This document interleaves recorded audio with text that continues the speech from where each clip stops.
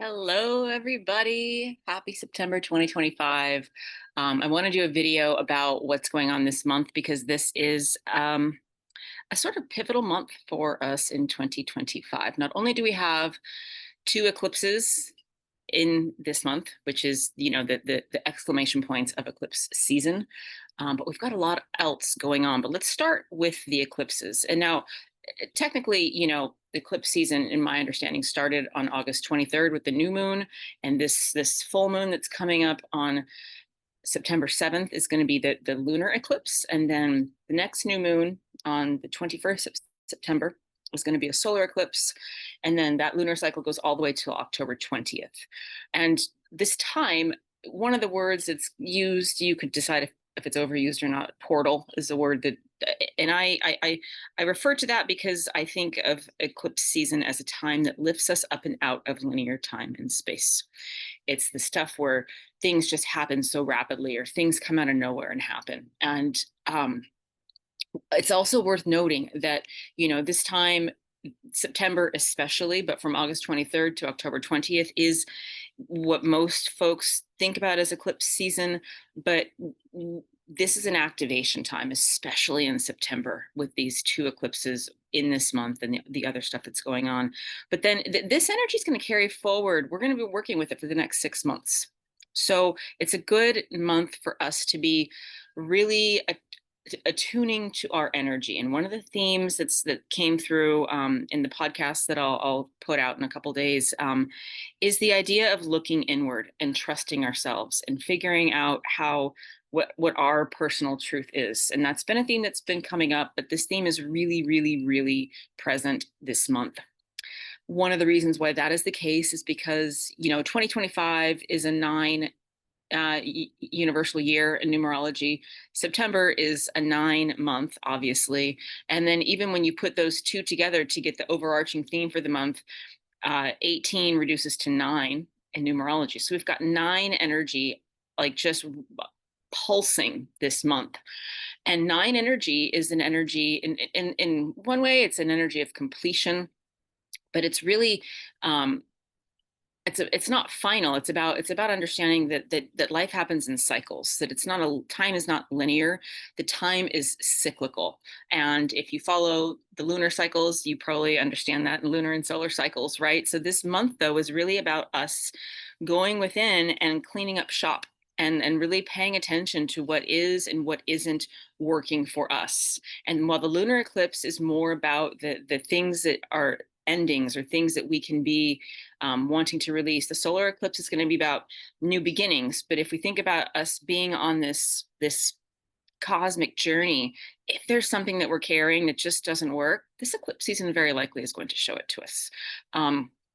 So the 9 number is also the number of the hermit. If you're into the tarot and the hermit, if you know the card, there's an old elderly man standing at the peak of a mountain, and in one of his hands he's holding a lantern, in the other hand he's holding a staff.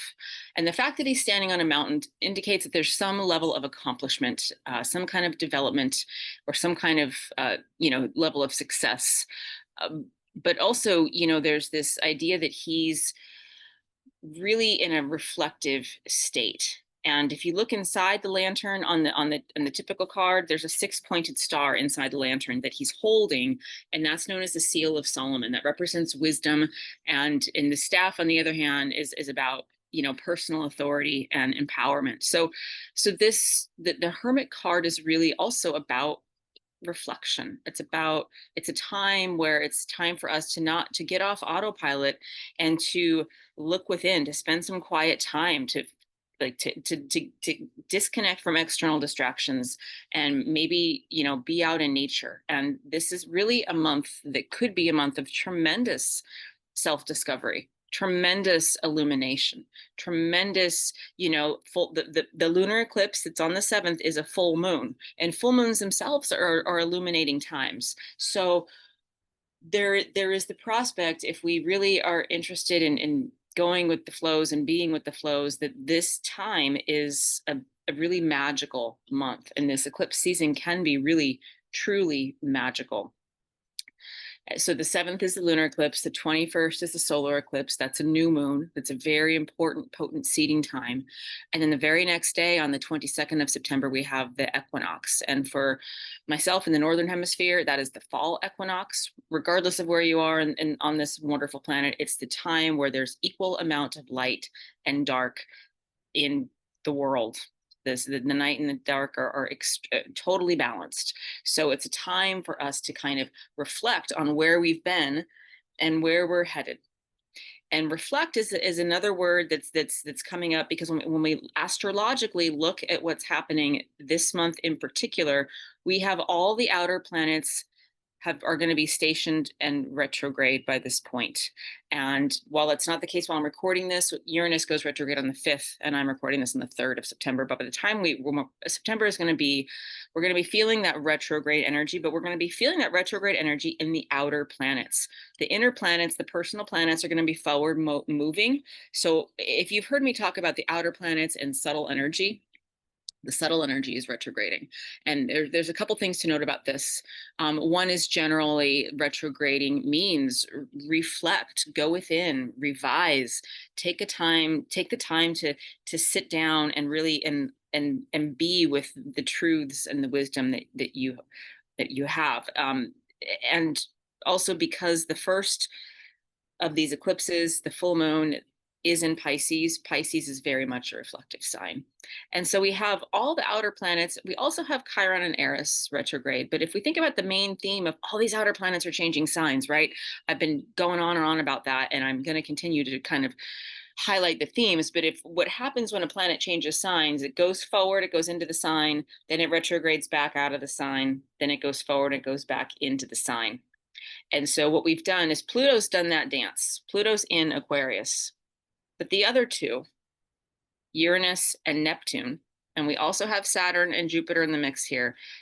Saturn is also in retrograde right now and is going to be in retrograde throughout September. So we have Uranus and Neptune are going to be retrograding back out of the new sign into the old sign.